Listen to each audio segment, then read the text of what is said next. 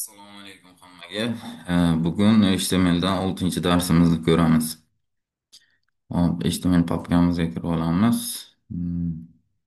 6 dars uchun yangi papka. Papkamni Visual Studio'da ochib olaman.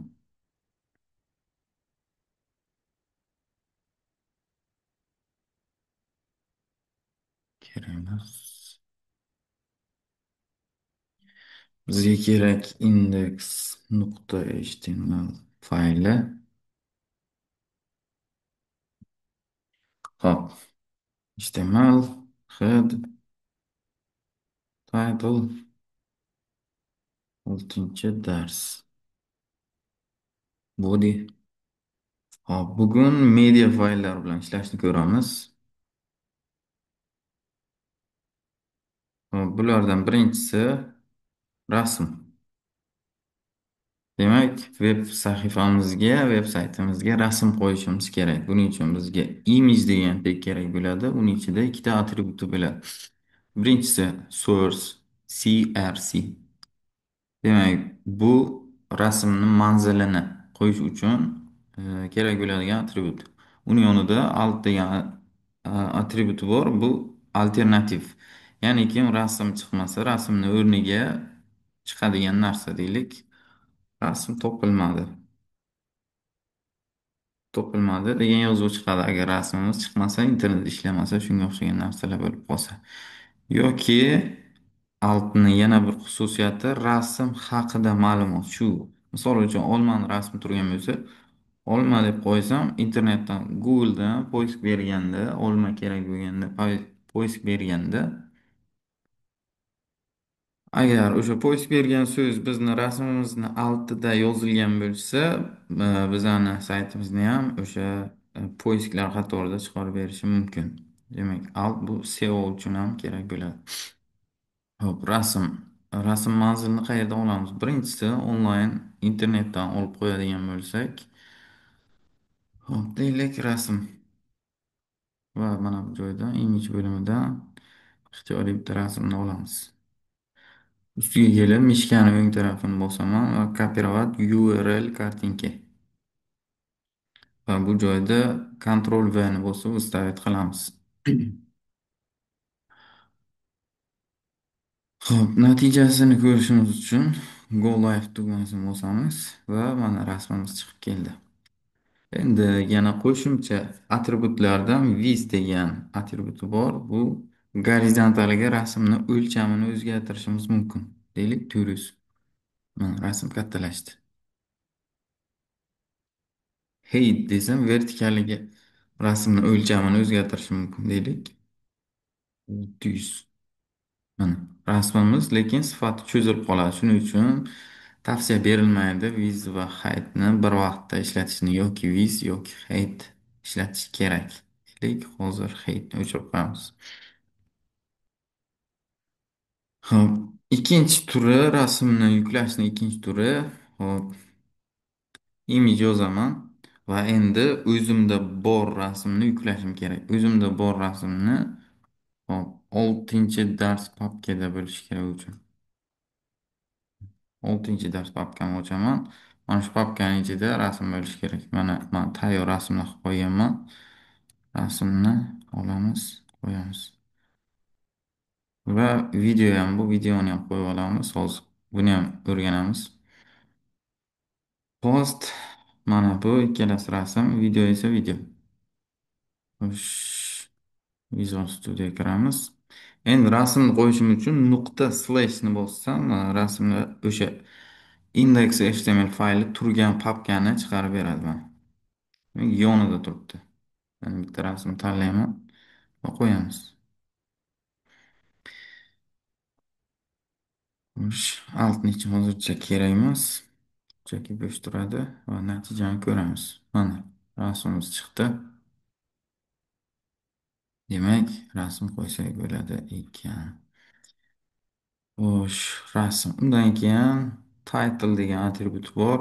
Bu title faqat rasm uchun emas, xohlagan joyda ishlatsa bo'ladi. Buning ichida yozilgan narsa, xo'sh, Rasmni ustiga mishga borganda chiqib keladi. Mana men deb yozib yozsam, mana rasm ustiga mishkani olib kelganimda o'sha narsa chiqadi.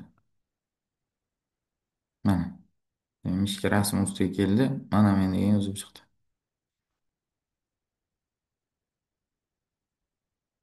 Xo'sh, undan keyin mana bu atribut bor. Xo'sh, buni ham qo'shib qo'yamiz. Buni bu birinchisiga qo'shamiz. Bu atributning ikkita qiymati bor, true bor, false bor. Hozir avtomatik o'zi default holatda true turadi. Biza false qilib ko'ramiz.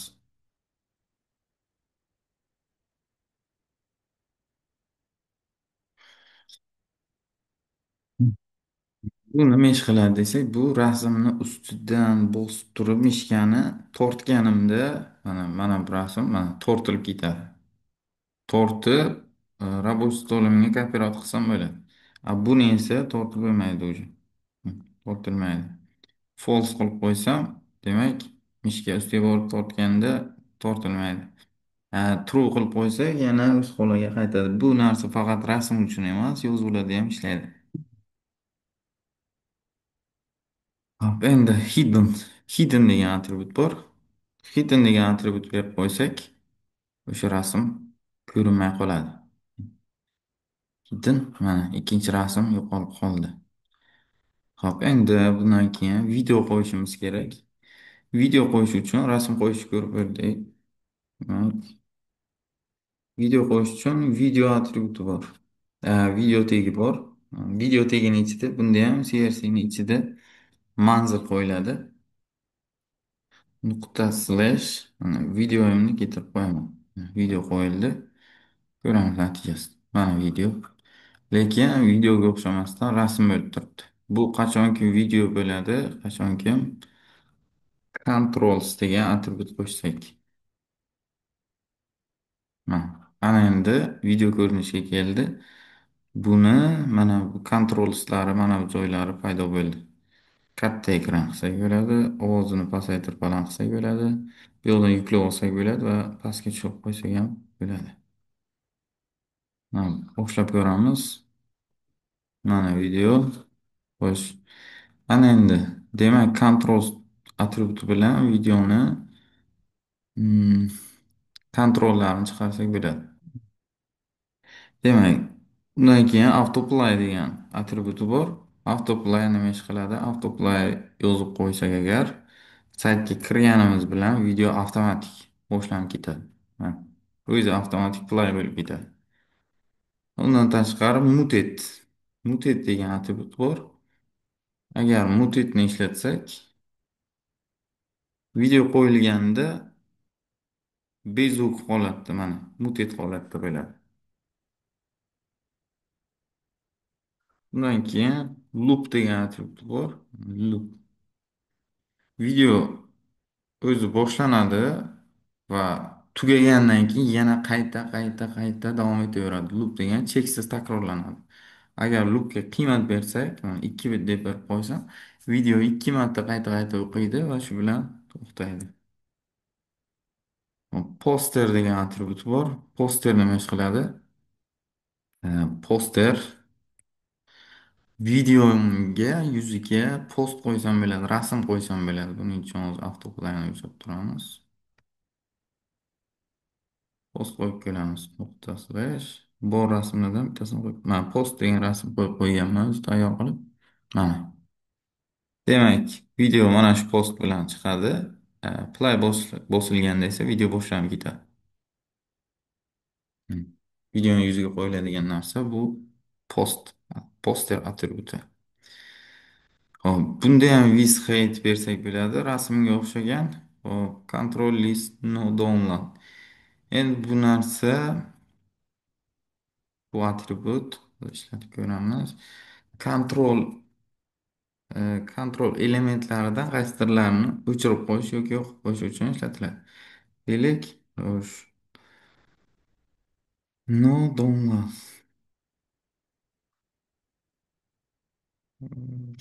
O'zimlik uchun qo'yib olaylik, xato yozmaslik uchun.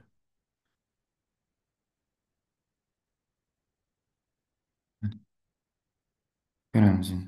Mana uchta nuqtani bosganimda mana download degan bo'lim yo'qoldi. Yuklab olish degan bo'lim yo'qoldi. Mana shu bo'limlarni ham yo'qotish mumkin yoki paydo qilish mumkin. Demak, bu atribut shu ishni bajaradi ekan. Ana endi video taglar orasida yozuv yozsak bo'ladi. Misol uchun video topilmadi. U yozuv chiqmaydi. U yozuv qachonki chiqadi, qachonki videom ko'rinmasa yoki o'zgartirib qo'yaman. Video topilmaganda o'sha narsa chiqadi. Xo'sh, hozir mana bu mosterlar bilan ham paydo bo'ldi.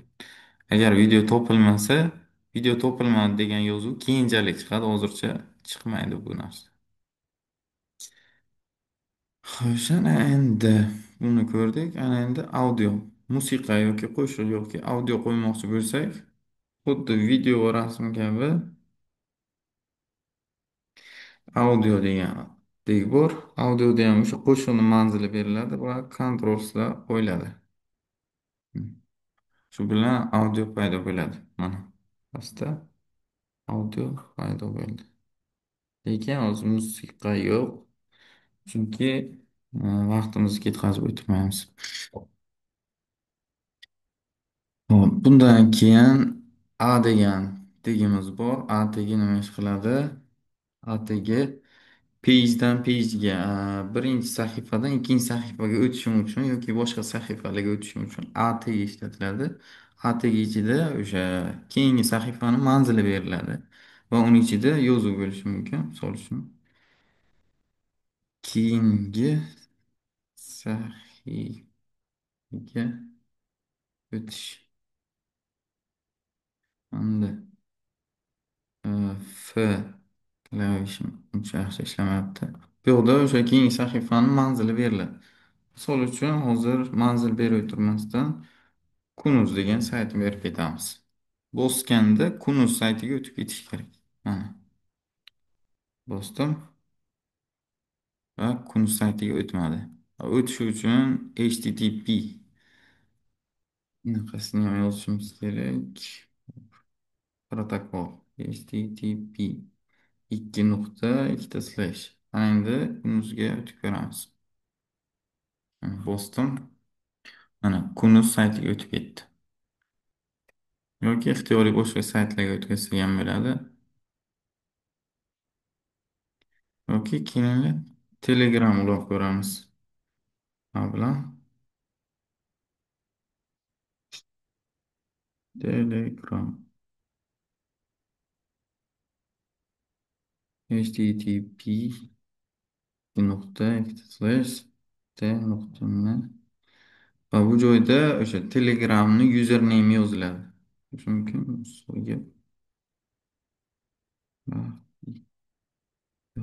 o'zimni username'imni yozib ko'rdim. Endi ishlatib ko'ramiz. Xo'sh, bu qayerga yo'qoldi? Mana bosaman va mana o'zimni Telegramimga yo'lladi. Demak, saytimizda Telegram ulab qo'yishimiz ham mumkin ekan. Bosganda o'sha o'zimiz Telegramimizga o'tib ketadi. Hop, darsimiz shu joyda tugatamiz. Rahmat, salomat bo'ling.